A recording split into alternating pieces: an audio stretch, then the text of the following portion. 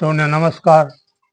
હવે આજે પાછો ફરી એક છંદ હમણાં તાજો જ લખેલો છે અને ભગત ખાતાની અંદર કઈ રીતે હિસાબ થાય છે એ સમજાવવામાં આવ્યું છે. ભગતમાં જન્મથી હિસાબ થાય. વડના ટેટાને આપણે કહીએ છીએ ને, બાપ બેટા વડના ટેટા એ બધા જન્મથી હિસાબ થાય. અને જે આ જન્મ ઉડાડી દે અને પછી જે હિસાબ કરવામાં આવે છે ને એ એક જુદો ખોટો હિસાબ છે, જેને આપણે ભોપાળા હિસાબ કહીએ છીએ. આ ભોપાળા હિસાબ ઘોટાળા વાળો છે. એ વિશે લખ્યું છે કે જન્મ ઉડાડી દીધો પછી તે હિસાબ કીધો. જન્મ ઉડાડી દીધો પછી તે હિસાબ કીધો. જીવનના હિસાબમાં એ ભોપાળું મોટું છે.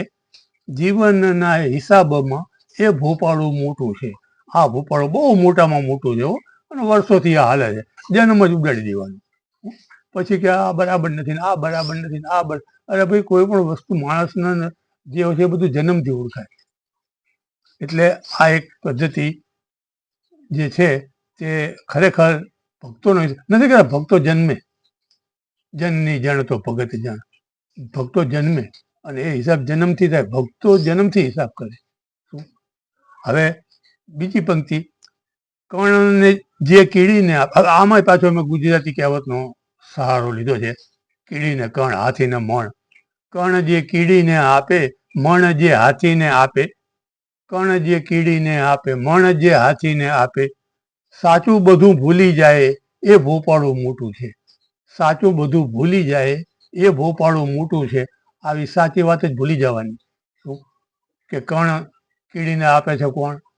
હાથીને મણ આપે છે કોણ? હવે આમાં ક્યાં બાધા રાખવાની છે? શું ભગવાન આપે છે. નથી કીડીને બાધા રાખવી પડતી, નથી હાથીને બાધા રાખવી પડતી. કીડીને કર્ણ, હાથીને મણ દેનારો બેઠો છે. આ થયું જ્ઞાન. આ જ્ઞાન ના હોય તો પછી ગોથા ખાવાના. આવું સાચું જ્ઞાન ના હોય એટલે જ ભક્તો કહે જ્ઞાન એ જ ભક્તિ ને ભક્તિ એ જ જ્ઞાન.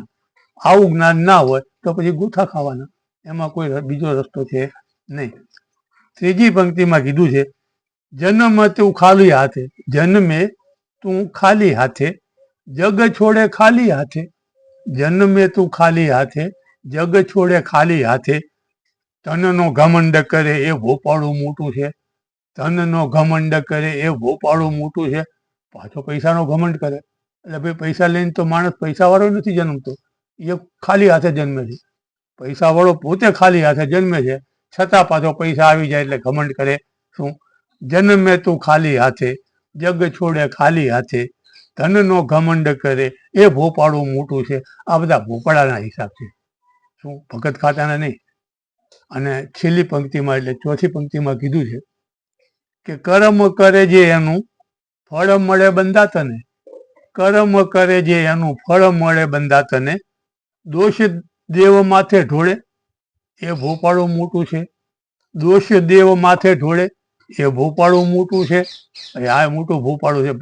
આપણને ભગવાને આપણે ગણવાનું કે ગીતામાં કૃષ્ણ ભગવાને સ્વસ્થ શબ્દોમાં કીધું છે કે કર્મ કરે એવું ફળ મળે. જેવા કર્મ એવા ફળ. શું? તો એ બધું આ જીવનો ગોટાળો વચમાં કરી દે કે કર્મ કરે જે એનું ફળ મળે બંધા તને. દોષ દેવ માથે ઢોળે એ ભોપાળું મોટું છે. પાછો વચમાં ભગવાનને લે ત્યાં ભગવાનનો ગુનો કરે તે ફળ. એટલે આ ભાઈ કર્મ ત્યાં ખોટા કર્યા છે, ફળ એ ભોગવવું જ પડે. ગમે એટલી બાધા રાખવાની. કર્મ જ ખોટા કર્યા પછી બાધા શું કરવાની? કર્મ જ ખોટા કર્યા પછી બાધા કરવાની શું? મેલી વિદ્યા જ વાપરી પછી કરવાનું શું? કોણ ઉગાડે? એટલે એ તો ભોગવવી જ પડે. એમાંથી કોઈ કોઈને ઉગાડે નહીં. એટલે જ મેં આ સરળ શબ્દોમાં સમજાવવા માટે પ્રયત્ન કર્યો છે કે જન્મ ઉડાડી દીધો પછી તે હિસાબ કીધો. જન્મ ઉડાડી દીધો પછી તે હિસાબ કીધો. જીવનના હિસાબમાં એ ભોપાળું મોટું છે. જીવનના હિસાબમાં એ ભોપાળું મોટું છે.